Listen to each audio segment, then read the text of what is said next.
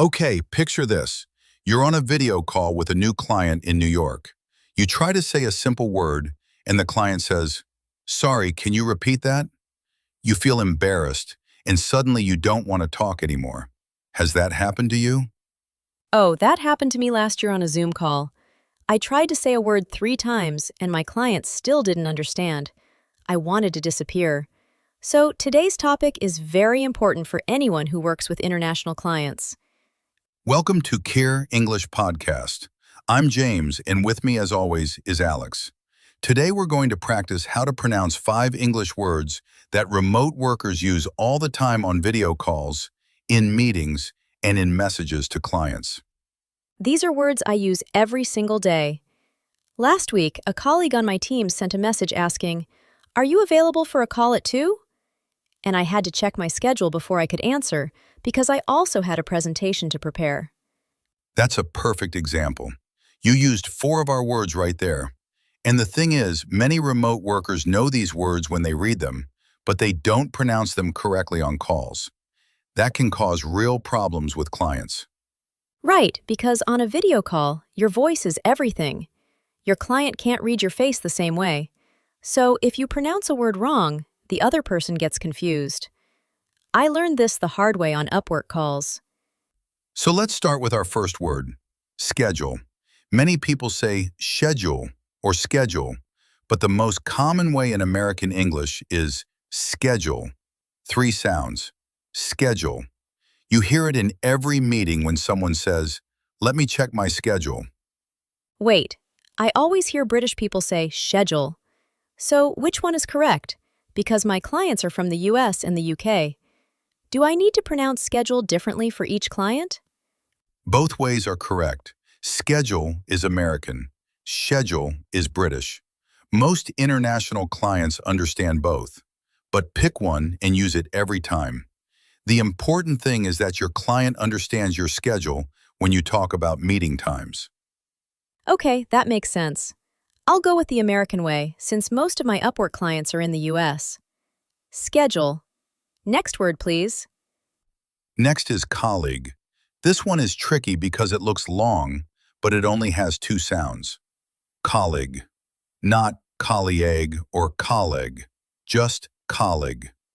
A colleague is a person you work with, someone on your team or in your company. I used to say colleague for years.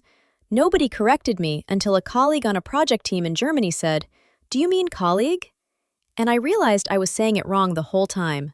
So embarrassing, but now I always pronounce it right. That's a great learning moment. Now, word number 3 is available.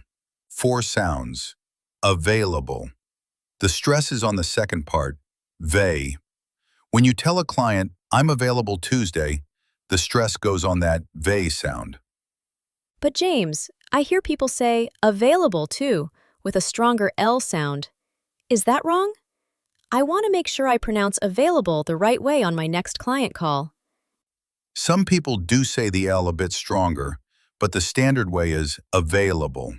The L is soft. Try to keep it light and smooth. Your client will always understand you when you say, "I'm available," this way. Okay, got it. Available. Now try saying this one with me. I'll say it first, and you say it after me in your own voice. I'm available for a call on Thursday. Your turn now. Say it out loud. Nice. Saying words out loud is so important because your mouth needs practice, not just your ears. When you pronounce a word 10 times, your mouth remembers it. Then on a real video call, the word comes out smooth and natural. That's true. I practice before every client call now. Okay, what about the next word? Word number 4 is presentation. 5 sounds. Presentation. The stress is on te. Many people put the stress in the wrong place and say presentation, but it's presentation. You hear this word every time someone shares slides on a video call. I gave a presentation to a client last month, and I was nervous about saying the word itself. I kept thinking, am I going to pronounce presentation wrong in my own presentation? It was stressful, but I practiced before the call, and it went well. And our 5th word is pronounce. This one is special because it's the word we use to talk about saying words correctly. Pronouns. Two sounds. The stress is on nouns, not pronounce with a long O. It's pronouns, quick and clear. So we use pronounce to talk about how we say words. I like that. Can you help me pronounce this word? That's a sentence I actually use with my colleague before big client calls. No shame in asking for help. Now let me set up a real situation. Imagine Alex has a new project with a client in Canada. Alex, tell us what happened on your first video call with this client. Use all 5 words if you can. Okay, so I joined the call and my colleague was already there. The client asked, "Can you show us the presentation?" I said yes, but first I needed to check the schedule because I wasn't sure how much time was available. I wanted to pronounce everything clearly because it was our first meeting. That's really good. You used all 5 words naturally. And notice how important pronunciation is in that moment. Your client is judging your English from the first minute. When you pronounce words clearly, they trust you more, and they want to work with you again. Exactly. And I always tell other freelancers the same thing. Practice before calls. Say the hard words out loud.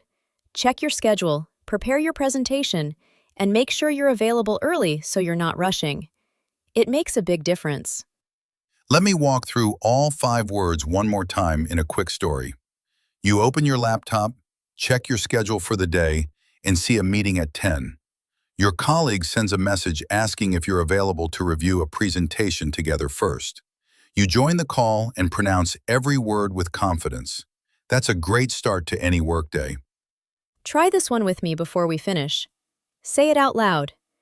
My colleague and I are available to give the presentation on Tuesday. Let me check the schedule and confirm. Say that sentence 2 times and really try to pronounce each word clearly. Beautiful. Now, if you want more episodes like this one, subscribe to Kier English Podcast so you don't miss the next one. Next week, we're going to talk about writing professional emails to clients with words you need for subject lines and follow-ups. That email episode is going to be so useful. I write emails to clients every day, and I still make mistakes sometimes. See you all next week, and good luck on your calls. Remember, pronunciation is practice. The more you say these words, the easier they become. Try this in your next email. Come back next episode and tell us how it went.